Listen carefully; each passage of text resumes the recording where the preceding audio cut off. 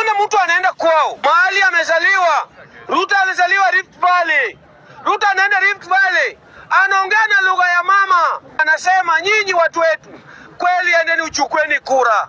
Na hao watu pia wanasema wewe, tulikupea kura ya kwanza, tulikupigia kura ukisema wewe ni maskini, ukisema ulikuwa unauza tu mayai, leo hii umepata gari, uko State House, umetusahau tena, urudi tena. Ndugu yangu, hakuna kuchukua kura, wewe unaenda nyumbani.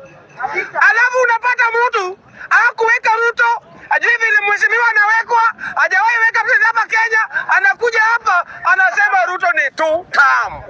Ndugu yangu, unadanganya mkale. Ndugu yangu, unaona vile Ruto alikuwa na rule watu wake, akasahau watu wake au wakalea watu. Ndugu yangu, sahii anaenda kwao anasema ati chukweni kura. Ndugu yangu, huyu anaenda nyumbani.